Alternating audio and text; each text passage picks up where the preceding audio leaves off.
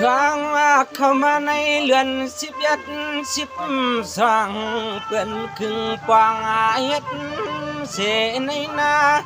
ควรลงสิ่งมาที่มันอำสร้างทุกยามพาโนยามพร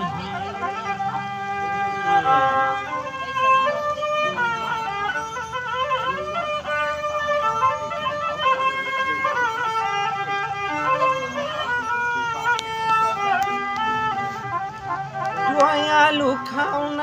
เปลี่ยนหน้าไว้เขาเปิ้นป้ามักเขียวเยาครึ่งอ่างลงแทงในดวงนาพาพวนหน้าลึงหันซ้ำยำเปียดนอมังโปโปเล่งเอาจวนในเงาสวน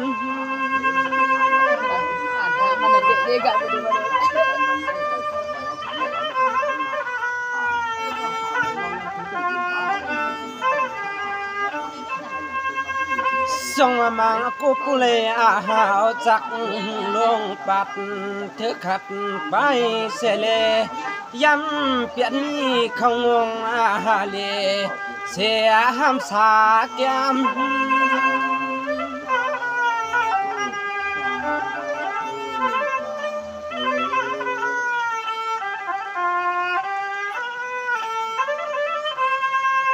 โอ้ยโน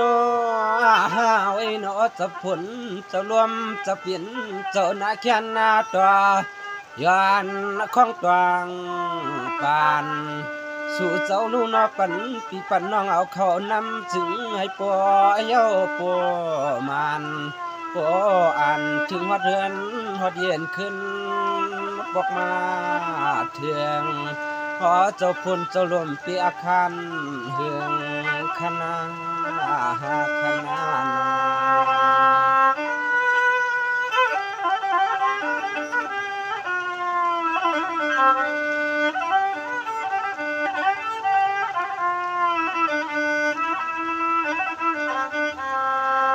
ส่งมาในขย้อนเสียข้างอลาจิมันพ้นหาลึงใส่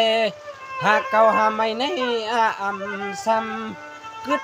ไหลในหานอนในใจขย้อน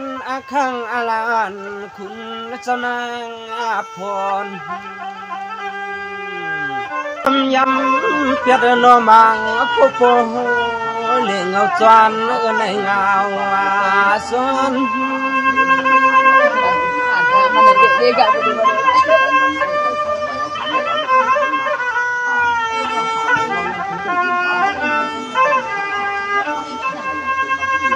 ส่งมากุกุเลอาหาวจักลงปัดเธอขัดไปเสเลยำเปลี่ยน